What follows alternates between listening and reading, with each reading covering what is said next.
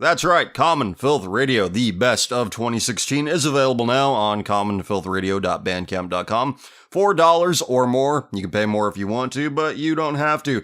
23 hours of content, 2.5 hours of unreleased, never-before-heard material, exclusive to this collection, which is what I like to do with these collections. I think that's the main appeal of these collections, but yep, that's what's there. It's all fantastic. Check it out. And how am I celebrating the release of Common Filth Radio, the best of 2016? Well, remember last spring when I released Tumblristas Raw Volume 4? Yeah, I released a new episode of Tumblristas every day, in addition to the ones available on Bandcamp.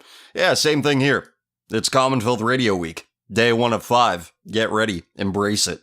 I'm sure this week will give us plenty to talk about. Last week's episode of Common Filth Radio I recorded before Christmas Day. And something happened on Christmas Day. The depraved, perverted, reprobate pop singer George Michael died. Died a very early death, par for the course for his type. And what was George Michael? Well, he was what you expect him to be. He was a depraved pervert. A depraved, perverted homosexual. For example, on his Wikipedia article, under his personal life, arrests. Questions of Michael's sexual orientation persisted until the 7th of April 1998 when he was arrested for engaging in a lewd act in a public restroom of the Will Rogers Memorial Park in Beverly Hills, California. In 2007, Michael said that hiding his sexuality made him feel fraudulent, and his eventual outing when he was arrested in 1998 was a subconsciously deliberate act. So George Michael here confessed to the world that this was his way of showing the world who he really was, and who he really was a pervert who cruised for sodomy in public toilets. George Michael was actually the inspiration for the Tumblristas Week episode I did about cottaging. This is how I found out about this shit, hearing that he got arrested. And later did I learn that this is a thing in English and Canadian culture. Probably a thing in America too, given that he was arrested in Beverly Hills, California. Oi, bruv, that's not a toilet. That's a homosexual love nest. You gotta go to jail. No, not for getting buggered in a public toilet, for judging people who do. Yeah, and if you don't know what I'm talking about Brits throwing people in jail for homophobia and not for, sodomizing each other in public. But somebody said that that George Michael was the embodiment of the eternal Angla, but we'll get to that in a moment. So he said that George Michael said that hiding his sexuality made him feel fraudulent, and his eventual outing when he was arrested in 1998 was a subconsciously deliberate act. This is how he tells the world. Look at me. This is who I really am. By behaving in the most filthy fashion you could possibly behave in. How much more filthy can you get? But the crazy thing is they all do it. Yet everybody buys into the homos are so much cooler than us. They're like how they are on Glee. You could blame the propaganda on television and in movies for the fact that 50% of British youth identify as not heterosexual. You could blame it, but really, the propaganda only works on people receptive to it in the first place. Heart wants what it wants, and your heart is a toilet. George Michael and every other homosexual in existence. And again, I'm reading from George Michael's Wikipedia. It's easy to find. You can read all about his salacious activity here. It says, Michael was arrested by an undercover policeman named Marcelo Rodriguez in a sting operation using so-called pretty police. In an MTV interview, Michael stated, I got followed into the restroom and then this cop, I didn't know it was a cop, obviously. He started playing this game, which I think is called, I'll show you mine, you show me yours. And then when you show me yours, I'm going to arrest you. Use the word nick, but that's slang for arrest, apparently. After pleading no contest to the charge, Michael was fined $810 and sentenced to 80 hours of community service. Soon afterwards, Michael made a video for his single Outside, which satirized the public toilet incident and featured men dressed as policemen kissing. Rodriguez claimed that this video mocked him and that Michael had slandered him in interviews. In 1999, he brought a $10 million court case in California against the singer. The court dismissed the case, but an appellate court reinstated it on the 3rd of December 2002. The court then ruled Rodriguez, as a public official, could not legally recover damages for emotional distress. Now wait for it. On the 23rd of July, 2006, Michael was again accused of engaging in anonymous public sex, this time at London's Hampstead Heath. Oi, bruv. The anonymous partner was incorrectly stated to be a 58-year-old unemployed van driver. Michael stated that he cruised for anonymous sex and that this was not an issue with his in his relationship with partner Kenny Goss. This is a pop icon. Wow, such a great guy that the English-speaking world at large really admires for some strange reason. Now, this came to my attention. Now we know what this is, and let's recall a couple weeks ago when we were reading about that Canadian lass talking about how public toilets should be designed for this. She said it's a part of their culture. You could go back a couple episodes, hear all about it. So, public sodomy is apparently a human right according to the depraved Canadian and British mind. Now, this was brought to my attention about regarding George Michael through a pastor Stephen Anderson video, saying that he's a pervert, he's burning in hell. He quoted lyrics that George Michael has in one of his songs called Father Figure. Now I'm going to read it here. If you want to look at Stephen Anderson's video about it, it's really good. I recommend it. And once again, I thank him for bringing this to my attention, because this also affirms what every sane person knows to be true about people like George Michael, of his lifestyle, really a death style, which Stephen Anderson used that term in his video, and I hope he helps to popularize that. So, the song Father Figure, he sings these lines here. George Michael sings these lines. That's all you wanted, something special, someone sacred in your life, just for one moment to be warm and naked at my side. Now you say, okay, what does that mean? It sounds pretty neutral, right? Skip to this part. George Michael says, I will be your father figure. Put your tiny hand in mine. I'll be your preacher teacher, anything you have in mind. Oh, and there's be your daddy in parentheticals right after the preacher teacher thing. Anything you have in mind, I'll be your father figure. I've had enough of crime. I'll be the one who loves you until the end of time. And then the next couple lines say, that's all I wanted, but sometimes love can be mistaken for a crime. So let's analyze here. Let's put on our thinking caps. He's addressing this song to someone with a tiny hand. Do you know what has a set of tiny hands? Babies, children. And then he says that love can be mistaken for a crime. Sometimes love can be mistaken for a crime. Now, why would that be a crime, what he's wanting to do here? He's saying to this thing with tiny hands, a child, George Michael wants to love it to the end of time. But sometimes love can be mistaken for a crime. Okay, we all know that love in Psycho-Anglo speak, in this cursed language that is the English language, love is a direct translation of come. So, Georgie boy here asks, why is love a crime? Why is cum a crime? Maybe if you're doing it in public and doing it with children, I think that would move the needle a little bit. That'd push it over into the crime territory. It'd cross the crime threshold. So George Michael was a pedophile, like most of his type are. But I'm sure everybody was really sad. Boo-hoo, he died. Fuck 2016. So many celebrity deaths. This is so sad. The average moron thinks it's so sad when a would-be child rapist, and a confirmed pervert, at the very least, a confirmed public nuisance, at the very least, dies. It's very sad when a person of this ilk dies. Which tells you all you need to know. It proves me right, and that's why I keep coming back for more. Because as shitty as this world is, there is value in the truth. And the truth here is, well, his type, they're mostly pedophiles, They're all a public nuisance. They all abuse drugs because, well, they lead a life that inflicts a lot of pain. All right, it doesn't take a genius.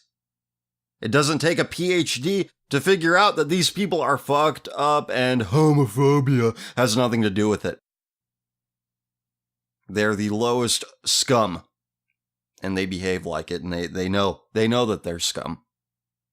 Which is why they self-medicate to hide the pain that they inflict upon themselves over and over and over again. That is the truth. And the truth is, if you felt any sadness because this scumfuck died, you're part of the problem. And we're just scratching the surface of George Michael's depravity. This is from 2009, from the Daily Mail. 5th of December 2009. George Michael on drug taking and cruising for sex with strangers on Hampstead Heath. It's just who I am. And how? George Michael today spoke candidly of his drug use and cruising for sex with strangers, saying, quote, "It's just who I am," unquote.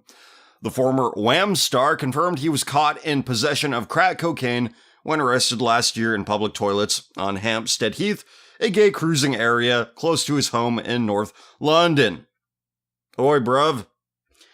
But asked when he had last smoked the Class A drug, the singer declined to answer. He told the Guardian newspaper he had cut back on cannabis and now smokes only 7 or 8 spliffs per day instead of the 25 he used to smoke. Oh, only. Just only. Only 7 or 8. Only. Drink of the day is water, by the way. The 46-year-old defended cottaging on the Heath, saying it was nicer than picking up men in bars. It's British tradition. The handful of times a year it's bloody warm enough, I'll do it. I'll do it on a nice summer evening. Quite often there are campfires up there, he said. It's a much nicer place to get some quick and honest sex than standing in a bar. Eat off your tits, high on ecstasy. That means, apparently, they put that in the parentheticals there. Shouting at somebody and hoping they want the same thing as you do in bed. Asked why he cruises for sex when he could get any gay man he wanted, George replied, "I do get anyone I want, but I like a bit of everything. I have friends up there. I have a laugh." Now, this is how they relate to each other. You wouldn't think that heroin junkies are doing right by themselves by relating to each other through their heroin addiction. By sharing their rituals with each other. I slap it twice, or whatever, I don't know. I don't know what kind of rubber band they use. I've watched enough episodes of Intervention. Great show, by the way. Great show. But I've watched enough of that show to know vaguely how it all works. And there are people who seek out each other. Oh, you won't judge me for the stupid shit that I do? The stupid, nihilistic, soul-destroying shit I do? Cool, and, birds of a feather. They find each other somehow. And he finds his by, they don't mention the part where he sits outside of elementary schools. No, we don't want to talk about that. We wouldn't want to go to jail now, would we, for talking about it? Because if there's one thing I've learned about, let's just call them white people, my people. If I've learned anything about them over the last year or so, it's that they love shooting the messenger and blaming the bearer of bad news for creating that bad news. So no, we couldn't talk about what George Michael does scouting other prospects, what methods he uses for that, as he described in his song Father Figure. But this is a pervert. This is a depraved junkie. And this is how he relates to people, by doing just vile, disgusting things in public. And he bonds with his fellow man over that. And everybody in the English-speaking world, it seems, you can't cross that line and call these people what they are. You can't be homophobic. That's the only thing most people won't let slide. Especially white people. You could see this in the YouTube channels people subscribe to, among many other things. But yeah, that Onision character, who was also a rumored whatever. I'm not gonna say it because he probably has lawyers listening to this, whatever. But he also bitched about a woman who wouldn't shove. I think he left a woman, if I'm not mistaken, because she wouldn't shove her fingers up his ass. And this Onision character has over 2 million YouTube subscribers.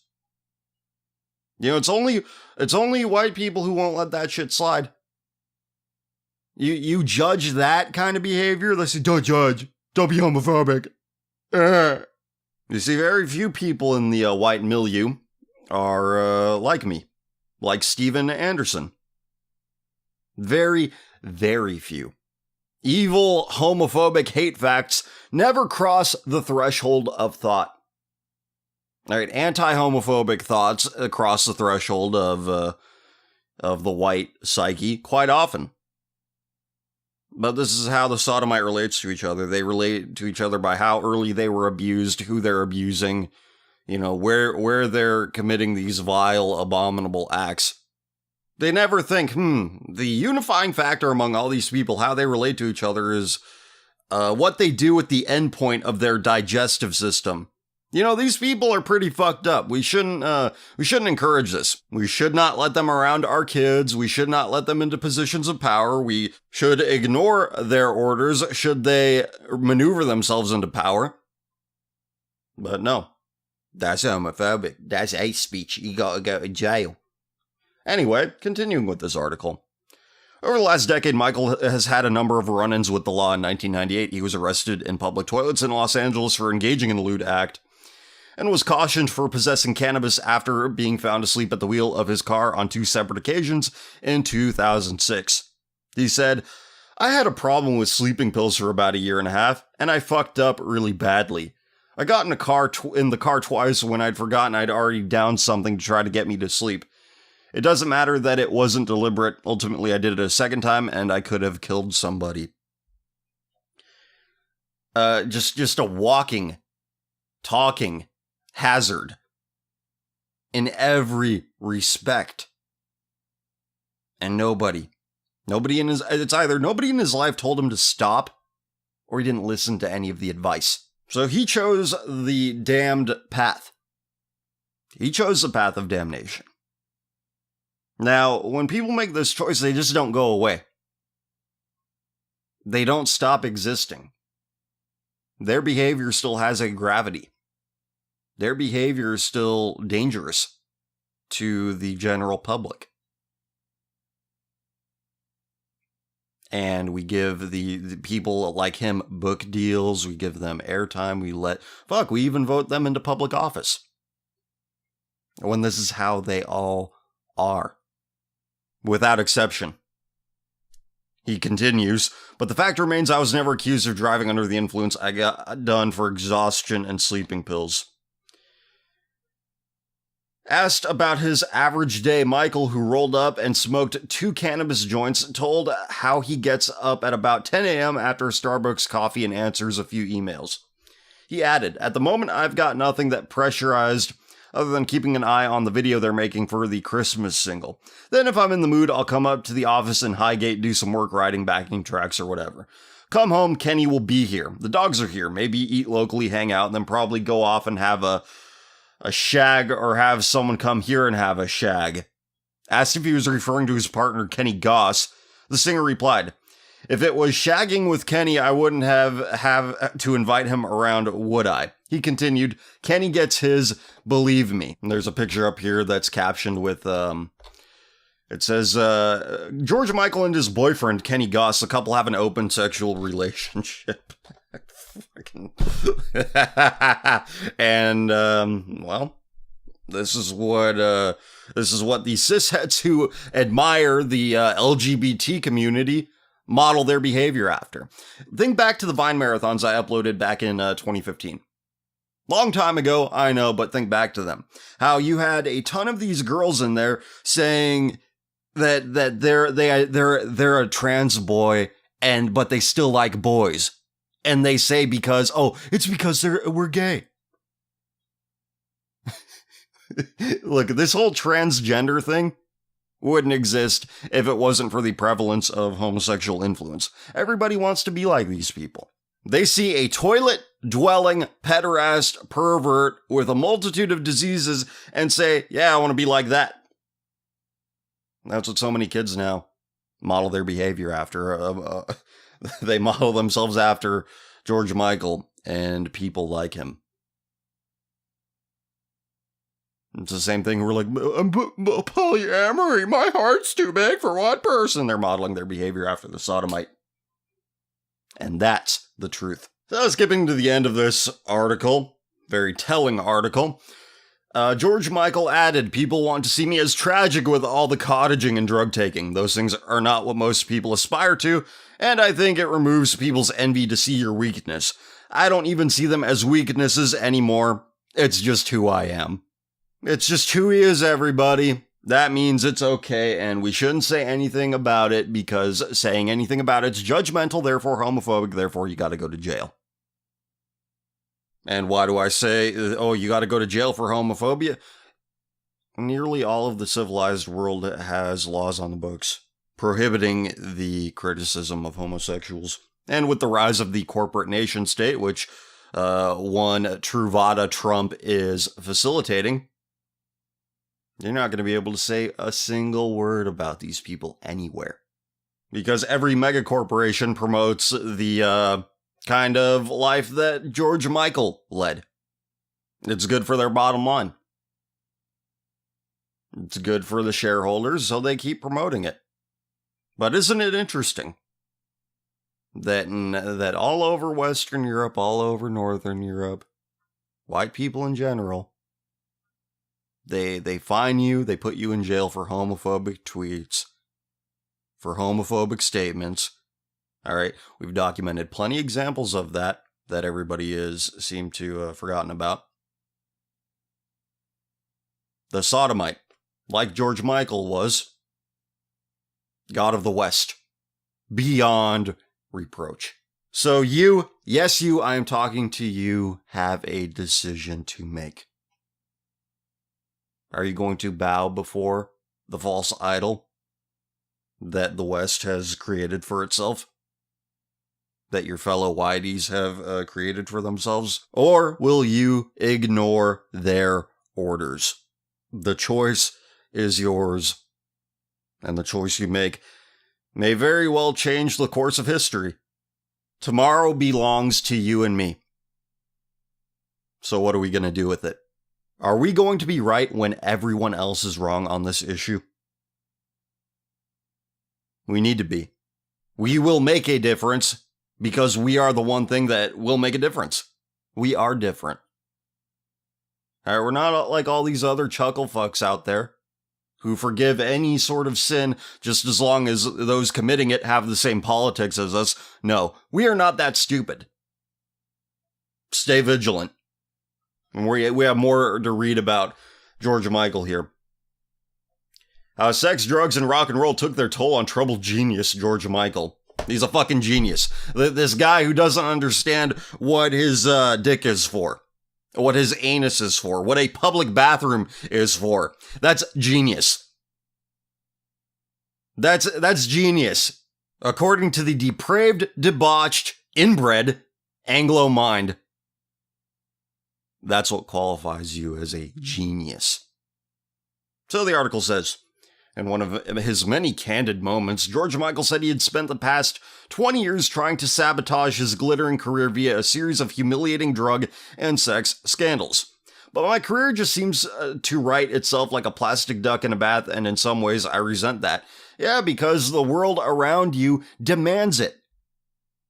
You think self-destructing is going to bring you failure when all of your enablers, all of your customers are of a similar level of self-destruction as you. They demand debauchery. They crave it. So when you keep doing it, people are like, yeah, I identify with that. And that's why. That's why he writes itself like a plastic duck in a bath. That's why his career does that, like he said. And that's telling. And in some ways, I resent that, George Michael said. Yeah, because look at this guy's crying out for help. And now it's too late. He's burning in hell. It's too late for him. And he was trying to find somebody to say, hey, somebody please tell me to stop, because he couldn't stop himself. He was too prideful to do that. He was too prideful to admit to himself that he was wrong. That everything he was doing was wrong. But nobody stepped in because all of his handlers, all of his associates, all of his colleagues, all of his friends and acquaintances, they were just like him. Hugely talented, highly intelligent, and charming company, his many friends found the later years of his life infuriatingly chaotic. Michael, who wrote and performed pop classics including Careless Whisper, Praying for Time, and Faith, said himself that he suffered from two afflictions, grief and self-abuse. You're telling me. He would smoke enormous amounts of marijuana, up to 25 joints a day at some points in his career. Oh, but he cut it down to 7 or 8, so yeah, that's fine. That's cool. That's all right. I mean, as long as, you just keep it managed, just as long as you're moderate about things, then anything is fine, right? No, seriously, that's what people think. Like, oh, do whatever you want, just don't take it too far.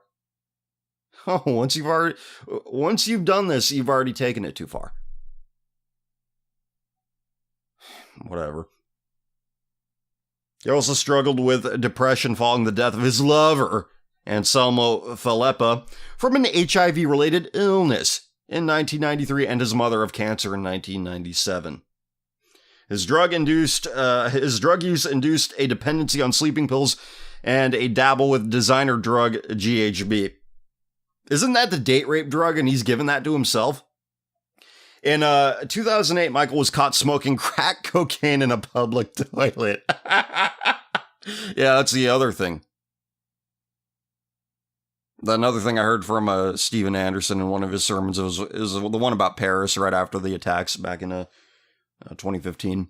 About, because that band Queens of the Stone Age was playing when the shots were fired. Yeah, the lead singer of that band, he goes to gay bars. And he goes there because that's where you get the good meth, according to him. You could look this shit up for yourself. I'm not making it up. Heroes of the West, God of the West, idol of the West, idol of white people everywhere. So much that we put laws on the book to protect the imaginary honor and dignity of these psychopaths. Look, I know you're used to me saying stuff like this by now, if you've been listening for a while, but think about it. Nobody else is saying this. Could you imagine how inflammatory what I'm saying would be if you said this shit in public? People wouldn't know what to do. So I think I'm going to do more of that. Destroy the illusion created by bourgeoisie sentimentality. That, oh, they're just like us. They just want to hold hands and be themselves. Destroy that illusion.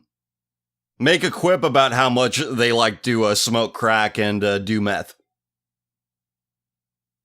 Say it to somebody. They'll look at you like with psycho eyes. How could you say that? Or they'll be so shell-shocked that they won't know what to do. But this is what it is. In 2008, Michael was caught smoking crack cocaine in a public toilet. The retard who fronts the Eagles of death metal. Who admits, like, yeah, if you want good meth, you gotta go to the gay bars. The guy who witnessed firsthand what happens to nations when they succumb, they tolerate, they accept this level of debauchery, a level at which he exists. A level where you lead a life that isn't good for anybody, and he advocates it. George Michael, GHB and crack smoking habit. And the crack smoking happened in a public toilet in 2008.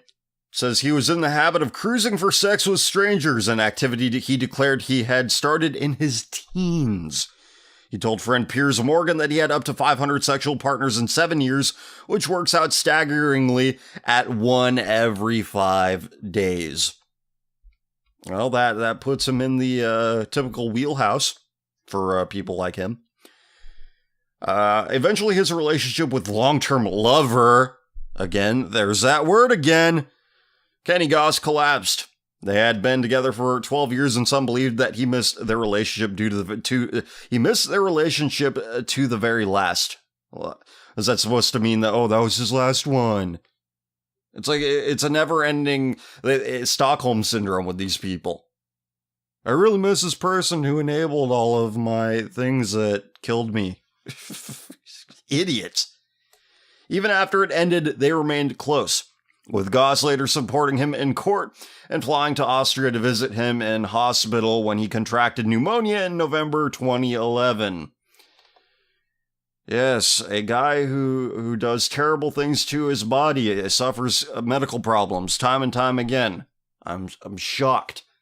Earlier that year, he had decided he should stop making such a mess of his life and moved forward. The final straw had been his jailing for a second drug driving offense. Yeah, that's drug driving. Not drunk driving, drug driving. In September 2011, announcing his tour in spring that year, he said he hoped it would bring him recovery. He added that prison had left him re-energized. Now, remember that story about Stephen Donaldson we read, and about what a great time he had in prison? It's absurd. All these people behave in exactly the same way. There's no exceptions. He even let slip that he had started writing a new album of songs, his first since Patience in 2004. As many fans are hopeful, the retreat and chaos of the past 2 decades were to be swept away by a new era. But last year, a chorus of voices said the same thing, that George Michael, an enthusiastic cannabis user for decades, had moved on to a deadly selection of new narcotics. The singer, who had dropped out of public view after releasing his last album, Symphonica, in March 2014, was said to be smoking crack cocaine again. Michael's publicist and friend, publicist is a nice way of saying professional liar, Connie Filippello, said last year, "I'm pleased to say he is on good form. He decided to take some time for himself and is considering and working on new projects." Liar! Liar! Liar! Alright, it's not like he was on the rebound, and then he died. It was so tragic. No, he's the same. Same as it ever was. Same as it ever was. Same as it ever was. However, there were reports he was in rehab at the Kusnacht practice. What the hell's that? Kusnacht practice in Switzerland. Miss Filippello denied this, saying he is well and enjoying an extended break. Liar. Liar. You lied. You lie. But little was seen of him for some time. In September this year, it was announced his 1990 album, Listen Without Prejudice, Volume 1, was set to be reissued, accompanied by a film featuring Stevie Wonder, Elton John, and the supermodels who starred in the video to his hit single Freedom 90. See that mouse wheel you're listening to? Let's do it again, just for effect there. You see that loud mouse wheel, that's kind of a flaw, but I could still use it. I could still scroll through a web page. George Michael was not flawed. He was defective. And other bundles of sticks who fuel God's wrath news from Breitbart.com, given who they employ, I'm very surprised they ran a story like this. Gay school teacher partner accused of sexually abusing 8 boys kill themselves. Guess where this happened? This happened in Minnesota. Minnesota is America's Sweden. A bunch of spineless leftist Scandinavians who exist only to show you how horrible white liberal societies are. Don't believe the hype. Liberalism doesn't work, even if there are no brown people to take advantage of it. In fact, we should be thankful that Minnesota is full of Somalians. Brown belligerents are the antidote to white liberal societies because they show how phony they are. They're built on a foundation of quicksand. It's all an illusion that these societies are functional. White liberal societies allow homosexuals who have a coin flip's chance of being pederasts around their children. They grant them employment as elementary school teachers. You tell me, what in the world a reprobate who defines his life by what he likes to do with the endpoint of his digestive system has to say to children? Really, think about it now. There's no insight that he has that somebody else qualified for the same position wouldn't have.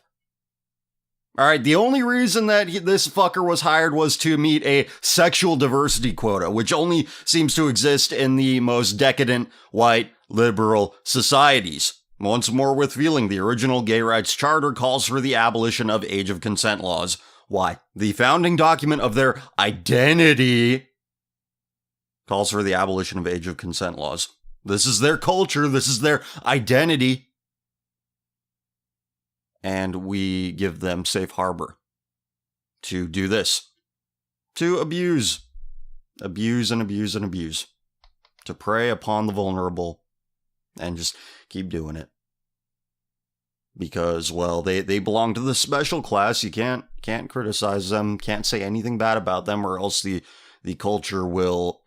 It's obvious what they do. Look what they try to do to the Duck Dynasty guy. Look what they did to the Memories Pizza people. Anytime somebody steps over the line who they think is under their control,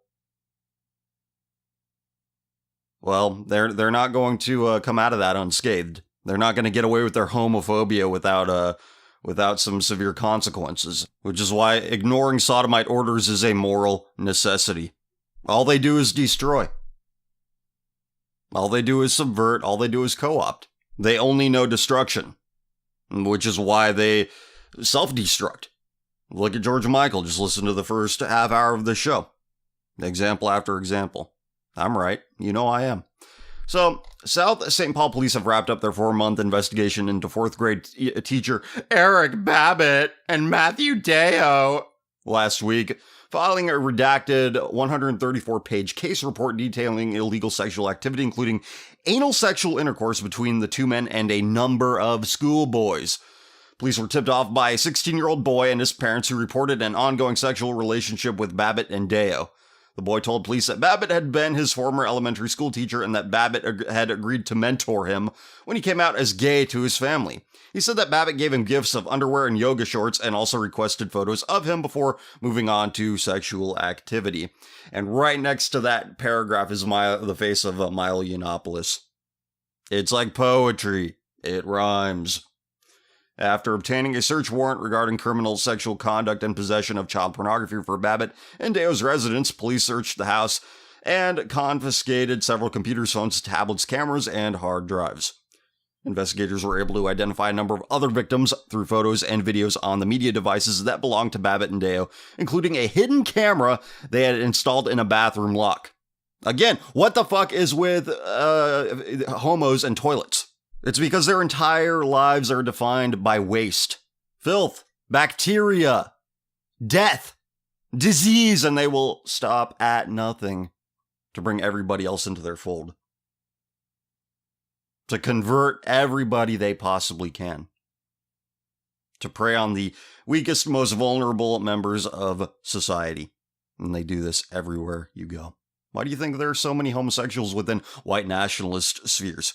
It's because white societies are dying, if not already dead. They're vultures, and once they take an interest in you, you know you have a problem. Your identity movement, your political movement, and etc. It's like all these Trump retards holding up Rainbow Gadsden Don't Tread on Me flags. All right, the Tea Party stopped being relevant fucking 7 years ago. And now all of a sudden they're taking an interest in it. And all the stupid white people are clapping, yay, they're on our side now. No, that's a bad thing. That means you're done for. Because while you think, oh, they're politically useful, no.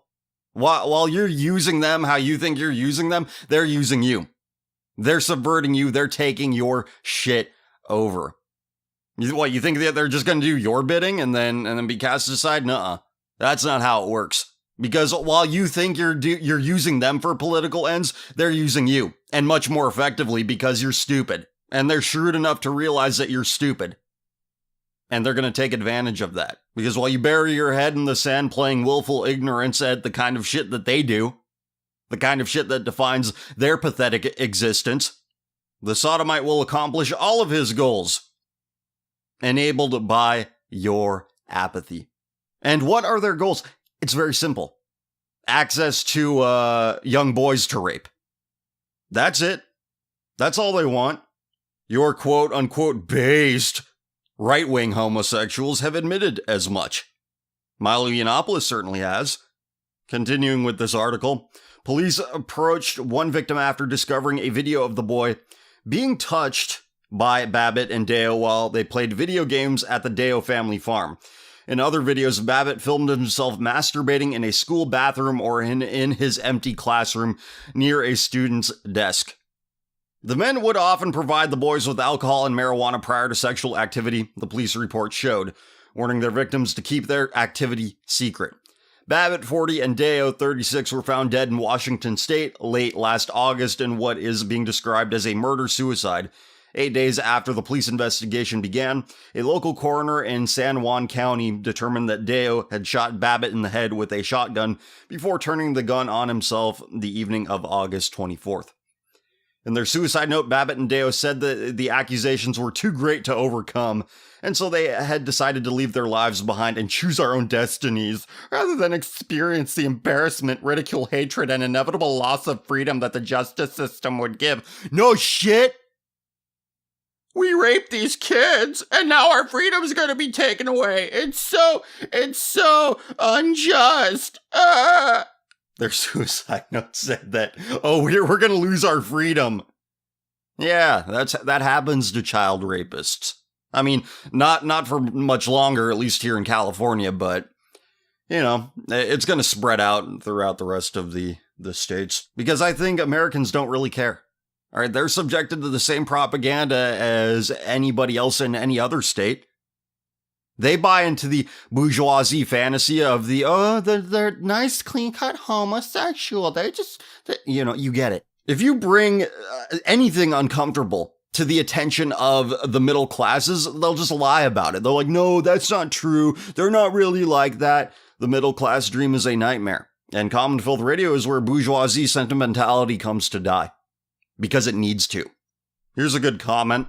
The entire culture of homosexuality is steeped in sex and youth. Homosexuals fetishize youth. Boys near puberty are highly coveted by homosexuals. Well, it's a lot younger than that as well. I mean, he's at a fucking elementary school. Before I finish reading that, I need to go back to this part of the article here. It says, police were tipped off by a 16-year-old boy and his parents who reported an ongoing sexual relationship with Babbitt and Deo. The boy told police that Babbitt had been his former elementary school teacher and that Babbitt had agreed to mentor him when he came out as gay to his family. Where the fuck do you think this kid got that idea? Oh, I knew that my old elementary school teacher was gay. How do you remember that? If he wasn't grooming this kid beforehand. So this guy's grooming elementary school kids. The entire culture of homosexuality is steeped in sex and youth. Homosexuals fetishize youth. Boys near puberty are highly coveted by homosexuals. Heterosexuals don't coin terms like egg to describe a boy as an object of lust. That's an exclusively a homo thing. And then they're replying to somebody. You throw up straw man arguments about absolute percentages. I'm talking about the significantly disproportionate tendencies among homosexuals to engage in deviant behavior, especially including pederasty. Yeah, they're all either a victim of it or they are perpetuating that cycle of abuse. There are no exceptions.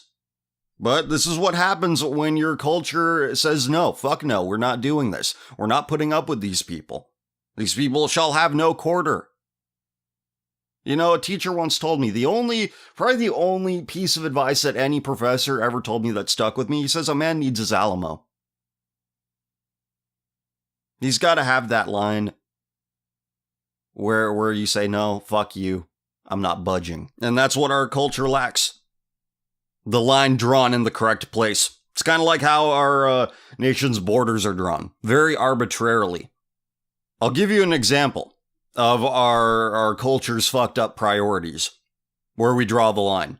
I'm a member of some Facebook group. I belong to a lot of them because I need to know what people are thinking, what they're saying, and what the general attitude towards things really are. And somebody shared that fuck hate picture where the two kids are like, I want to get married someday, and they're two boys, and then they make out with each other.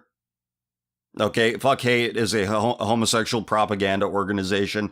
So somebody posted this picture to the group, and the reply was, Making kids kiss for your ad is cringe. So's the homophobia in the comments, so there's the line. Millennials think homophobia is just as bad as pedophilia. And it's not just millennials, it's Gen Xers too, of a certain genetic persuasion. So, per this idiot, quote, making kids kiss for your ad is cringe. So's the homophobia in the comments, though, unquote. This person is equating pedophilia with homophobia. They think they are equal evils. And I bring this up because I've received so many comments on the Vine Marathon videos about, oh, this is cringe, but homophobes are cringe too. All the time. I see it all the time.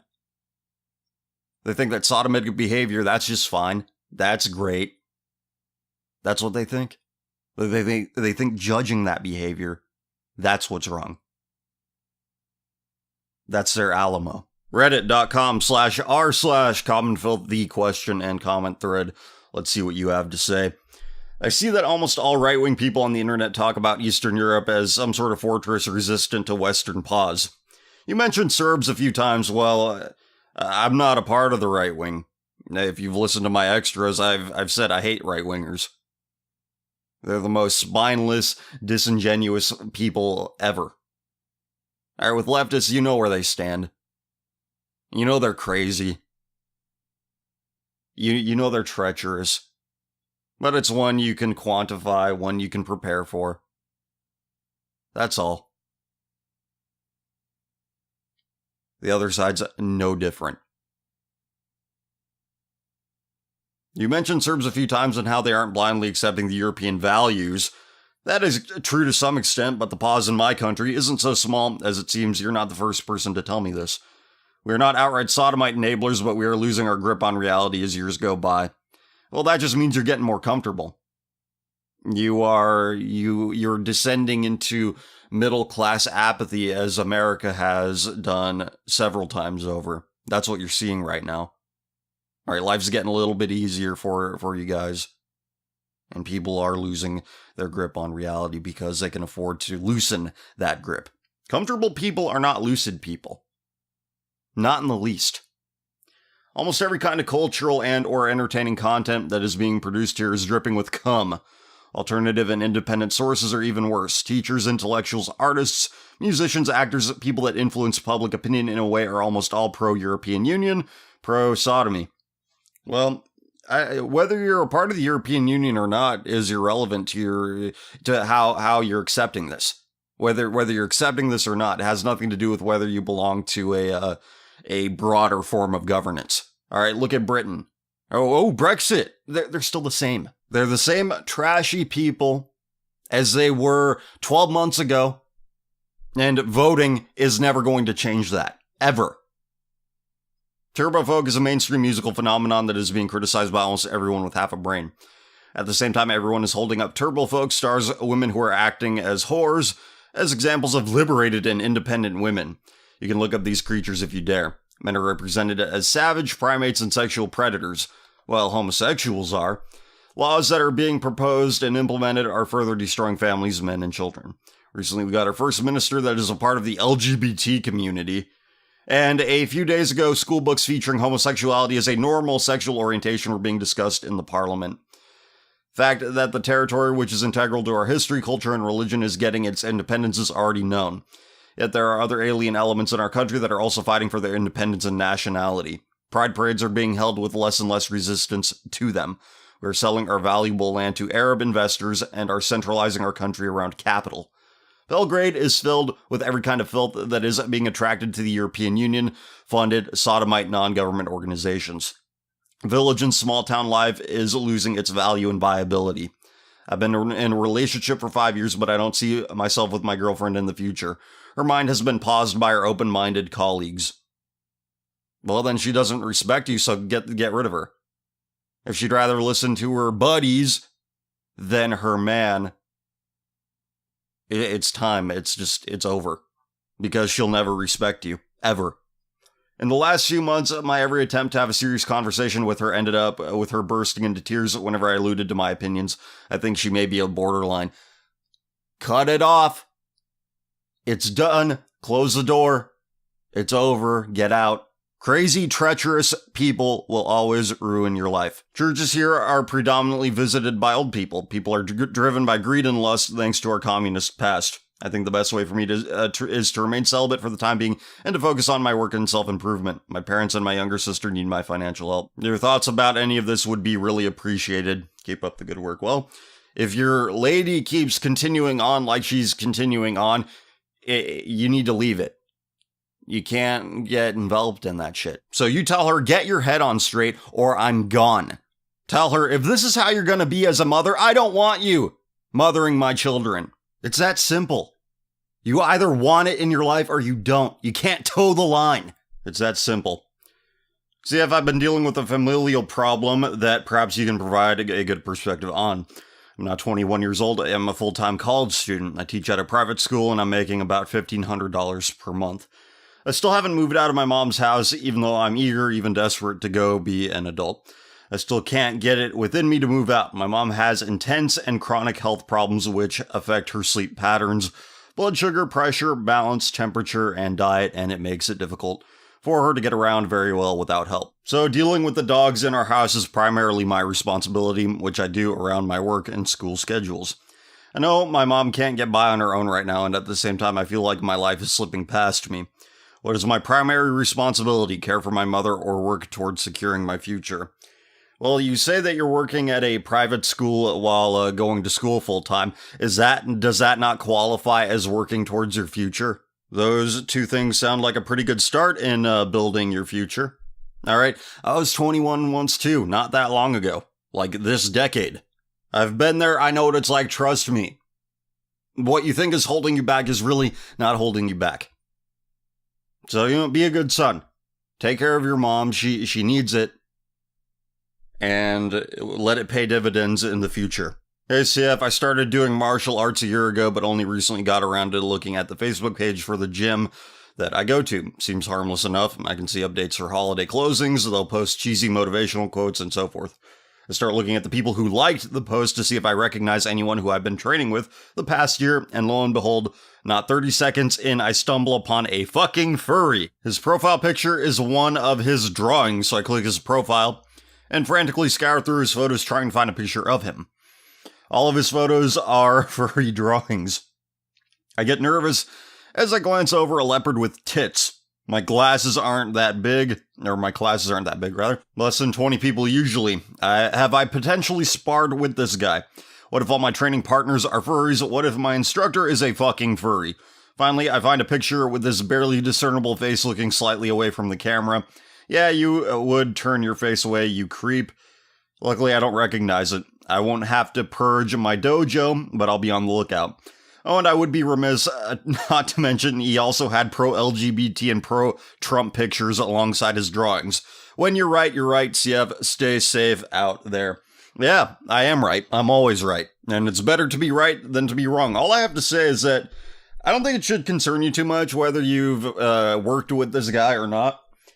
Because that's what's out there in the world. I don't look at what I look at just to point at it and say, look how terrible the world is. Oh my gosh. No, this is what's out there.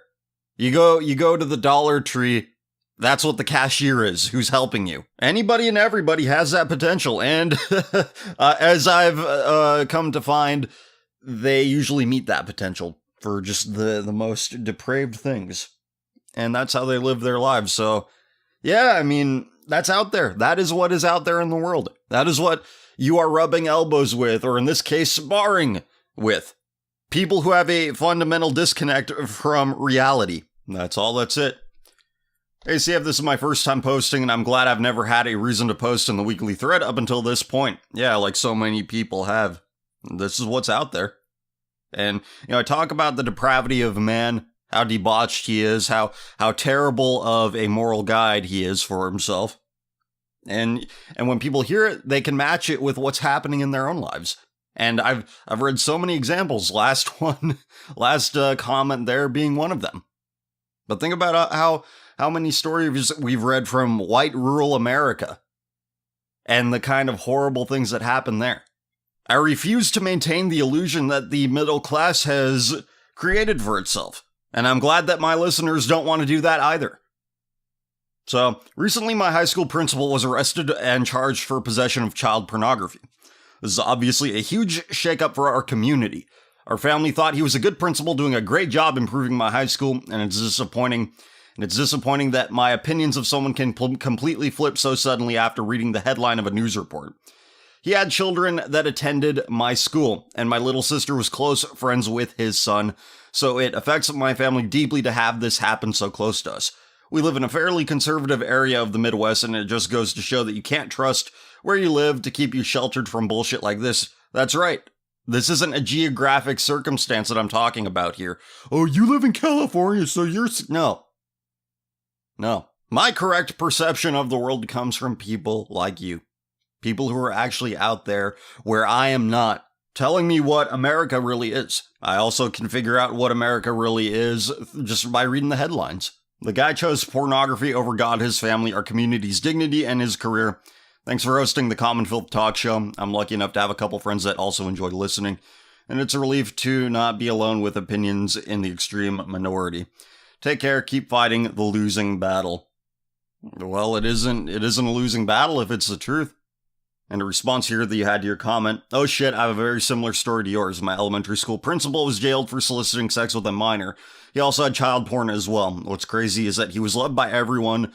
Just shows how you need to be careful around people, especially in this modern climate. Yeah, people who have something to hide, they have to invest a lot of energy in being likable, in being charismatic, and coming off well to the people around them. All right, they have to sell themselves this idea that they're a cool person, they're a good person to the community around them. And people who invest a lot of time and energy into preserving their image, they got some serious skeletons in their closet. All right, anybody who invests a bunch of energy in being likable and charismatic, that's what it is. And that applies even more so if they work at a school where they're around children all day. You can't trust somebody who chooses a career where they just want to be around kids all the time. All right, as we heard earlier over in Minnesota, the two queers who are molesting children that they groomed in their classrooms, this is what they're really like. This is what they're really like. This is how they really behave. This is how they really behave.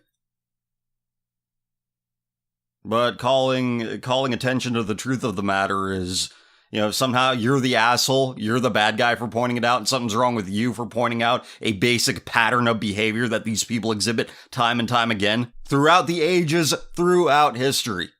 But if you point it out, you're the one that's obsessed, even though it is our society who is obsessed with preserving the imaginary dignity and whatever, the honor of the homosexual who... You're protecting the honor of people who are looking at your kids with crazy eyes. That's what you're doing. Average American dipshit. But they raised my kids for me. I don't want to raise my kid. My kid's a cunt. Next up, ACF during the very beginning of CFR, maybe episode 1 or 2, you said, I'm a Christian, but not a very good one. Do you still feel like you need improvement as a Christian? How well do you think you're doing now as opposed to then? How do you think your viewers could better themselves as Christians? Thanks, and God bless. By knowing what the law is and following it. By actually reading it and studying it and applying it to life. At that time, I felt like I couldn't answer everything through the context of the Bible because my knowledge wasn't as thorough as it is now. And I'm not saying like I'm some great biblical scholar, genius, whatever, but I know a lot more about it now. I can point to stuff in the Bible that people complain about that's happening now, and I can see that it's a direct result of God's intervention. All right, the whole European migrant crisis is a product of Europe's secularism. In other words, their apostasy. It's funny how Poland is the most religious of the European nations, and they don't have problems with Arab medicking. They don't have problems with abortion like the other ones do. And this is a function of their secularism. This is a function of, well, let's just live our lives how we want, and, God doesn't matter, and you see what that gives you. A lot of these people who fetishize Europe, they don't realize this. They're too proud to admit it. To realize that whites are nothing without God. Nothing. And we see proof of their nothingness playing out in real time. But that's how people become better Christians, by actually studying the Word of God and applying it to contemporary events. realizing that what we think is so bad is actually God's punishment for our wrongdoing. All right, it's not like we're good boys and we didn't do nothing. No, we did plenty. America, Europe, you name it. And a comment that's worth noting, the reply here says, rule of thumb is if it's easy and pleasant, it should be suspicious because it makes you complacent and demands nothing of you.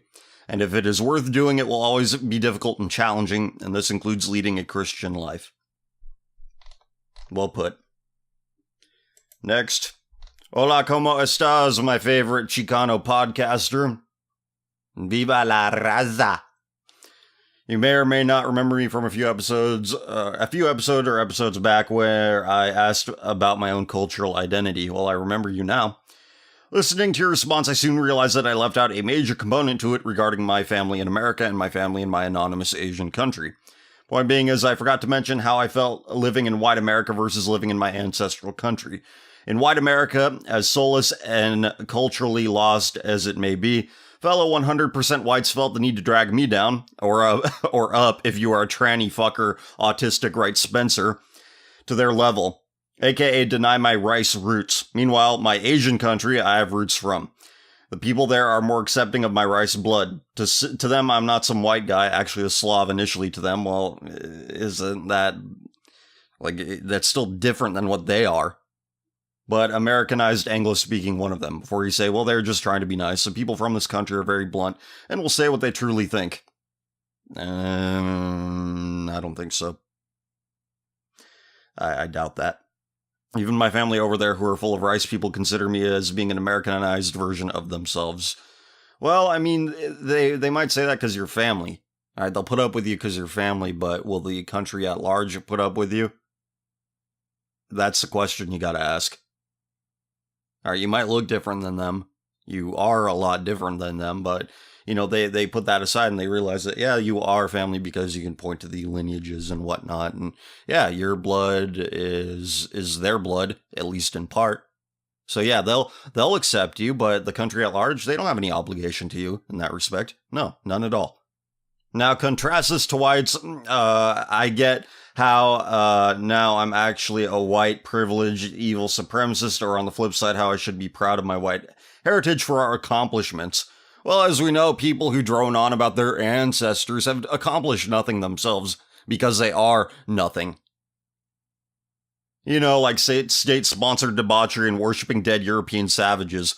When you get down to it, I have come to find out that white America only cares about what they can see.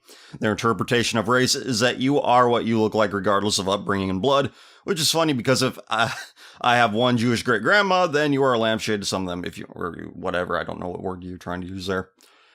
Edit. To summarize, I honestly don't expect most white Americans to understand my predicament or upbringing. I've found and met many whites who do, and funny enough, they are ones who aren't paused and or listeners of your show. Also, you're right about me being basically a Slav, as I look very Slavic due to my mix. Numerous people have told me that I look Russian. As always, God bless. Keep up the good fight. Look, I don't know. On paper, you belong more to the dying side of your heritage, which I understand is causing a lot of feelings of conflict within you. But again, it's not something I'm familiar with. All right, I've embraced the suck that is the culture that I've been brought up in, the one that I belong to, and I'm using it as a counterpoint. I'm using it as an example of how not to be, so I can move forward and hopefully build something that other people will latch onto and make a culture of themselves. Because you're right, white America is soulless, and as it stands, it's worthless. It is not worthy of preserving. It's mold. It is disease and pestilence. So we need to start building something new and get away from, white America. No, we need to get away from that. And I understand you want to get away from that. What I'm saying to you is that it'll be difficult for you. That's all. That's it. What's your opinion on Stefan Molyneux?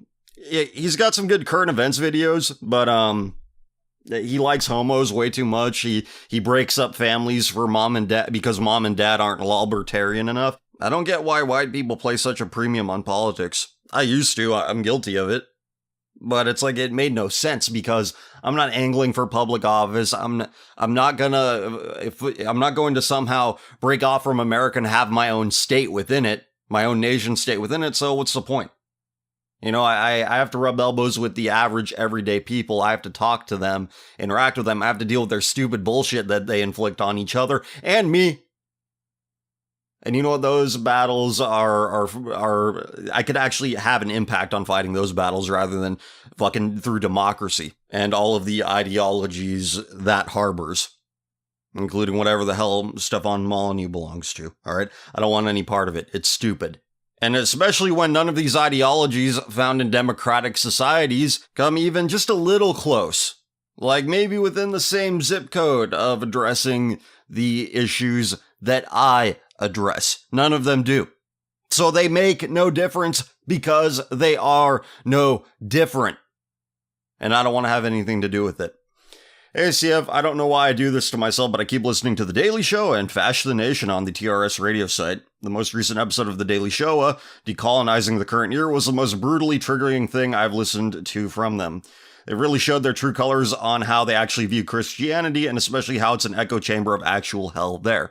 God allows people to dwell in their delusions when they abandon him. Yeah, that's true. You're seeing that. You've seen that with the Trump campaign. The first hour is them essentially talking about how they can unify white people by not making fun of Christians as much as they would like to because they wouldn't want to hurt their feelings due to them not being able to handle the truth, and that it would only cause more divisions by doing so. They brought this up because of the whole pagans versus Christian thing at the autistic right. When they addressed the pagans, on the other hand, they went on to talking about how the pagan rituals are a little LARPy. No criticisms on pagans at all. They basically went on a basic bitch atheist rhetoric thing on Christianity and Judaism. Even the Christian Bulbasaur didn't have much of a problem with them making shit up about Christianity, and he tolerated the pagan stuff in the autistic right movement. Bulbasaur made a short jab at you as well, said he went through a purity spiral on the whole Christian thing and described it as a common filth stage in his life. And isn't this guy older than me? And he's still going through stages or phases? But this is interesting in how they treat it, like they treat most disagreements within their sphere, as I have observed. They say, oh, we can't alienate Christians, even though we hate Christians, we hate Christ, we hate the Word of God. Look, it's either you disregard God's law, or you obey it.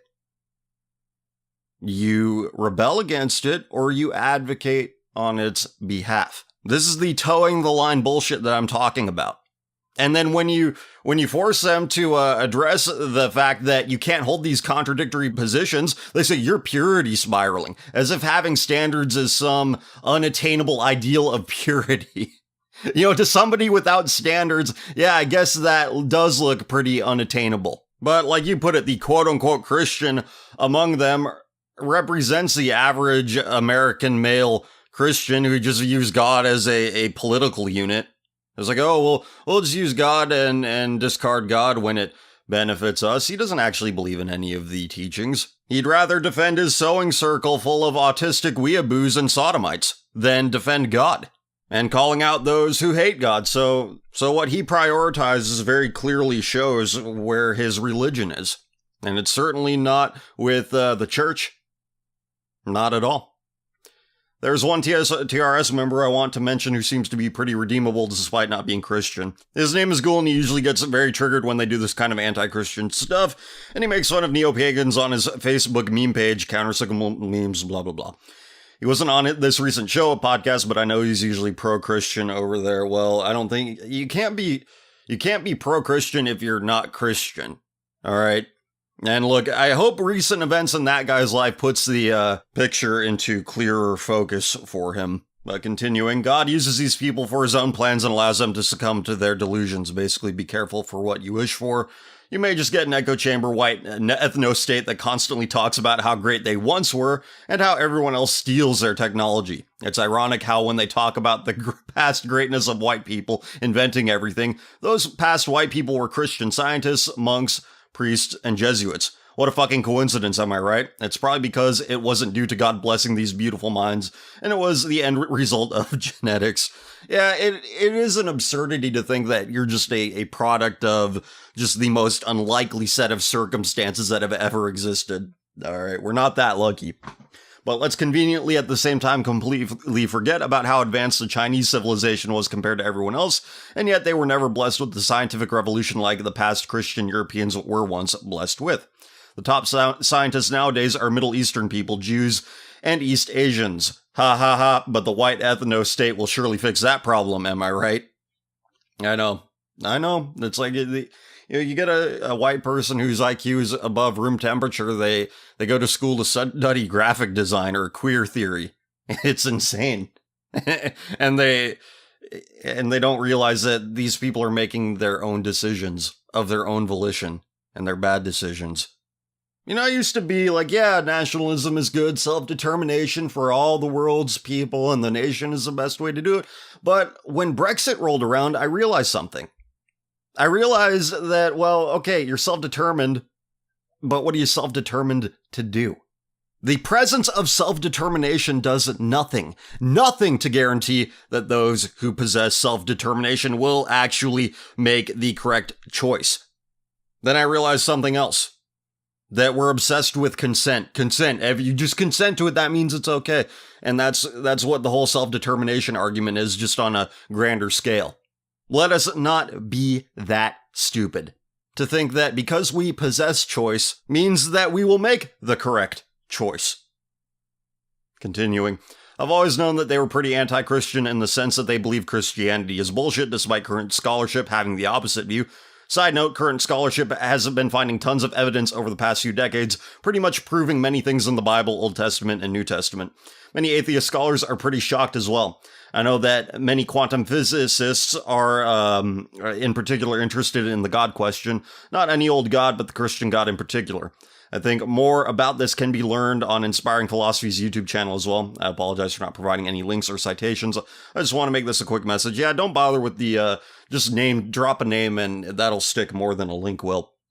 It's just, yeah, I'm recording this and I could go back to the recording, remind myself, and it's a lot handier than a link. But the reason why I keep listening to their show is because I think that their site is the most accurate political coverage I can possibly find, and I don't want to listen to whatever the mainstream media has to say about anything.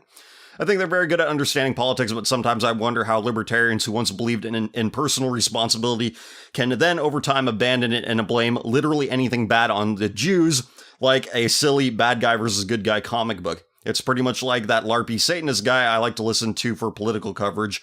Sticks, Hex, and Hammer 666. He's right on politics most of the time, but everything else very naive. I'm really sorry if this post was a long, confusing read for your next show. I got so passionate about defending the faith, and I was typing all this out as quickly as I could.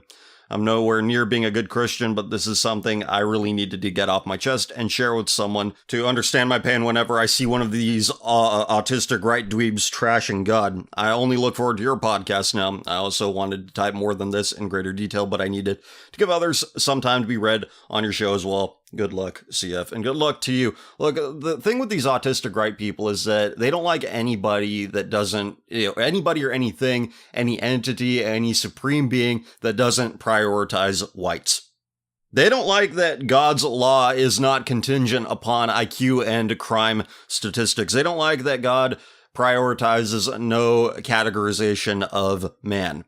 And just as an aside, I think it's interesting how they blame Jews for perpetuating the pornography industry when, yeah, they're in charge of it, a lot of the studios that produce this filth, but who's buying it?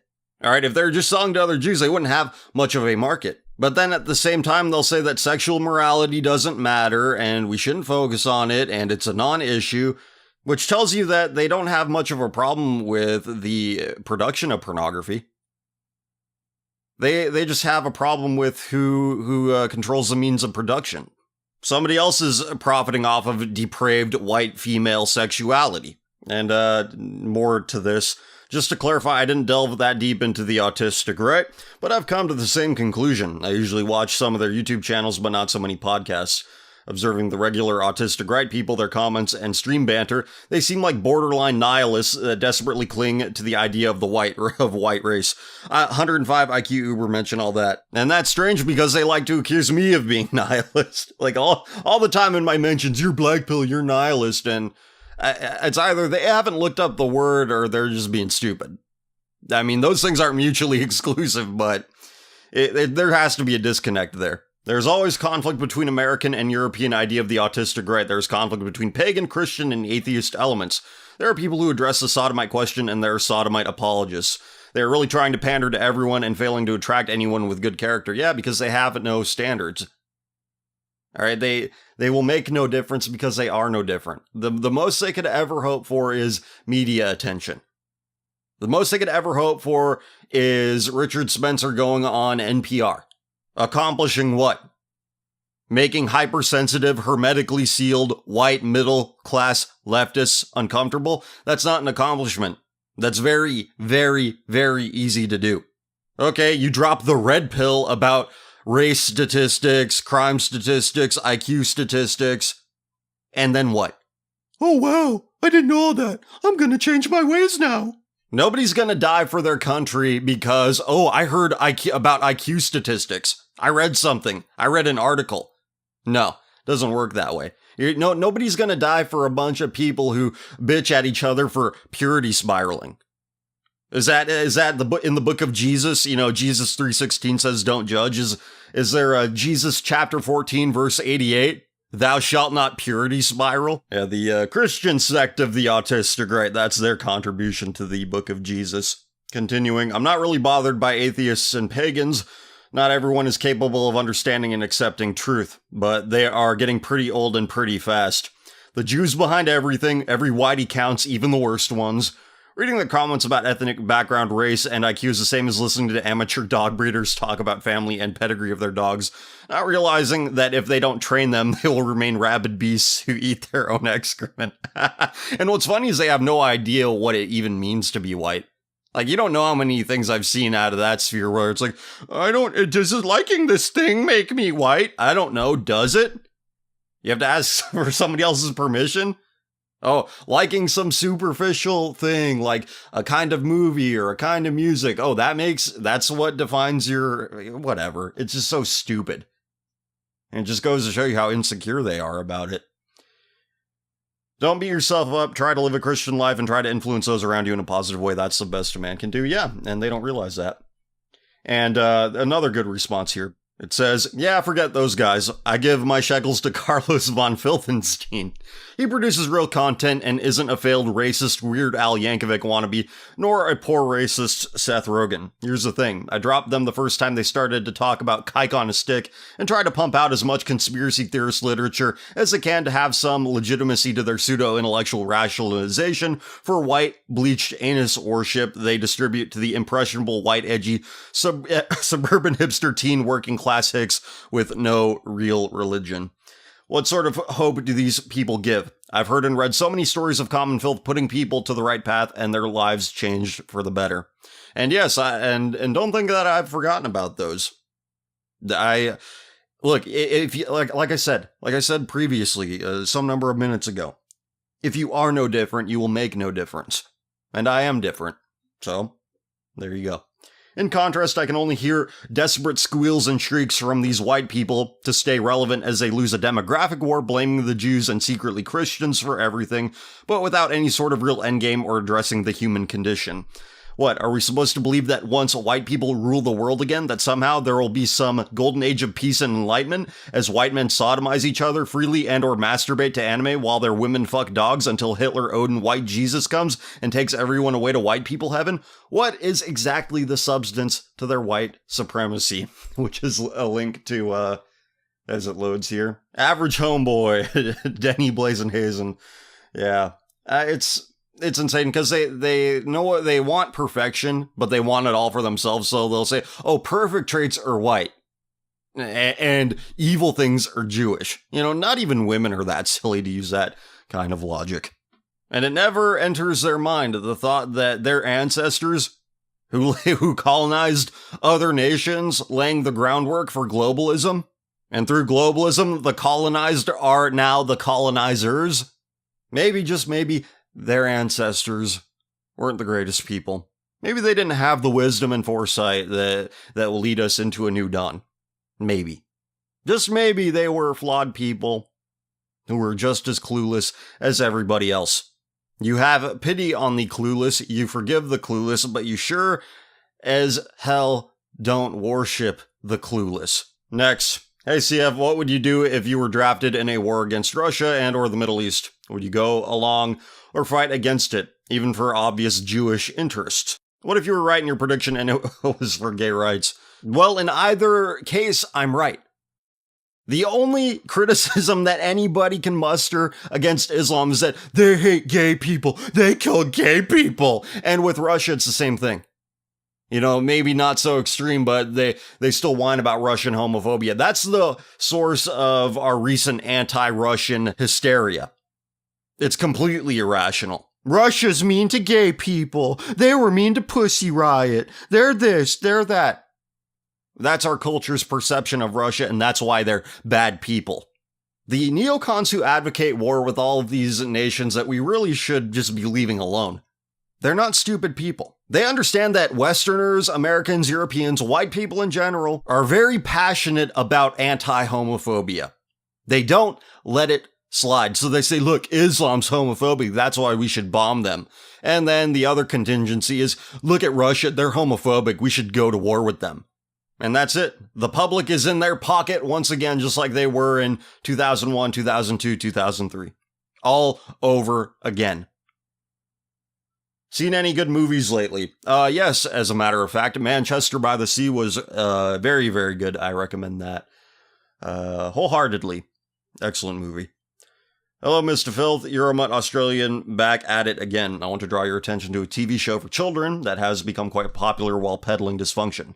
Miraculous, Tales of Ladybug and Cat Noir is a disgusting propaganda outlet for degenerates. I'm pretty sure it's French, so no surprises. The main character is a strong, empowered woman with a sassy Arab friend living in Paris. While this archetype screams social Marxism, it isn't uncommon now. The real eyebrow, yeah, that's the thing about cultural Marxism is that, didn't it form during the Weimar Republic? Weren't they directly embedded within that? Didn't they see what the Germans were doing and the Marxists were like, huh, we could use this to our advantage? Isn't that how it came about? Am I missing something here? It's, like I said, it's a purely reactionary thing. All right, they're just selling back to us the shit that we created. That's it. That's all. The real eyebrow raiser is the sidekick, a blonde-haired, green-eyed boy. What was I saying there? Blonde-haired, green-eyed boy whose special power is to transform into a cat-themed fetish wearing suit. Wait, a cat-themed fetish suit wearing vigilante. I'm not making this shit up. Oh, geez. I'm not making this shit up. It's a black latex with cat ears, and he uses a whip-like grappling hook while prancing around ass in the air with a faggot swagger. How is this obviously sexualized filth allowed on televisions, let alone for children? Am I the only one who sees this shit for what it is, or is this what parents want for their kids? Keep up the good work. Yes, it is what parents want for their kids because they let the TV raise their kids. Raising kids is hard. My wife, who is a prostitute, forgot to take her birth control. Now I have a child who I do not want. I do not want to raise my child. My child is a cunt. All right, that's all I have for you for today, but I will see you tomorrow. This is day 1 of 5 of Common Filth Radio Week. Best in the world. Best in the world. I've grown, ain't I? The skinny nigga with the fro to the slightly bigger nigga who's a killer with the flow. Went from YouTube beats and SoundCloud, nigga. The only difference now is that I found Twitter. Fuck it, it's struggle rap, man. They never see the trouble that I'm going through. The way I sing, they think I live in bubble wrap. Fuck all that, even though I'm on some poppin' shit. With my niggas as my witness, I'm a nigga who can spit. Don't believe me? Overlooking my potential, I'm that poet to a phone, that poet was to a pencil. My mental is similar to that of a lion, and I'm the king of